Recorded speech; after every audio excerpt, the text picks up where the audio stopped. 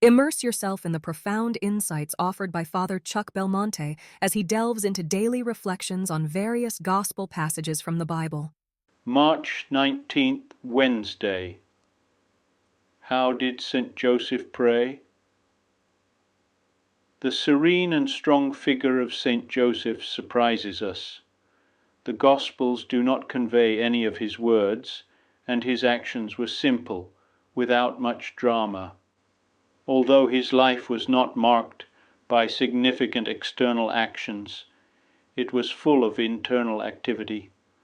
We see a man who knew how to respond to challenges from the silence of prayer, and who, as a result, was able to carry out his works with the freedom that comes from true love. The Gospels speak of what Joseph did, but not of his life of deep contemplation. St. John Paul II told us that his whole life was true prayer. St. Joseph was attentive to the voice of God behind all events and people. This enabled him to hear God even in the faint images of dreams. While he slept, he discovered his vocation, which would fill all his days with a sense of mission, to care for Jesus and Mary. An angel visited him by night to reveal God's plan. Even then we do not hear Joseph's response to the angelic message. He simply did what God asked him to do. Between St. Joseph's interior life and his external actions, we see no discontinuity because he transformed his life into a path of prayer. He turned God's dream into his own.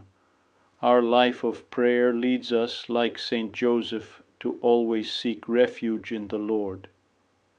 The Holy Patriarch was able to endure everything because he knew how to put his heart in Jesus. With him, every situation becomes pleasant. He never saw his vocation as a set of obligations, but as the undeserved gift of being able to live at all times with the Son of God. We too can live in the hidden life of Christ. The lives of Joseph and Mary developed in constant dialogue with Jesus. They lived to see the Lord grow, but they were the ones who grew in the eyes of God.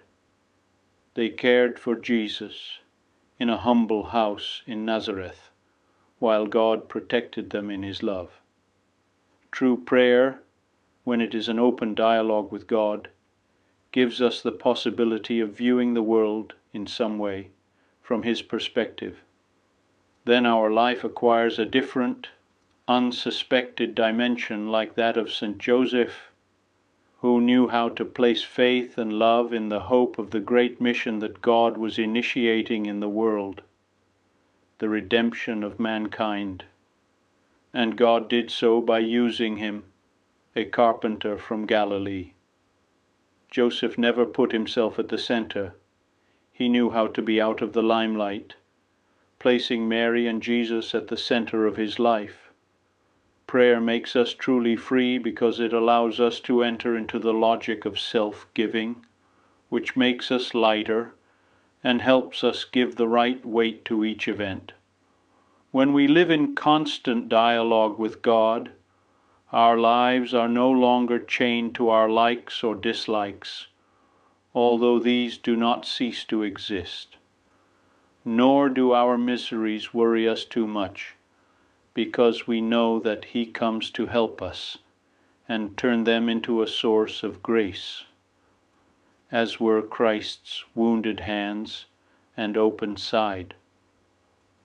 I would be delighted to extend an invitation to you once again tomorrow for another insightful reflection on the Gospel by Father Belmonte.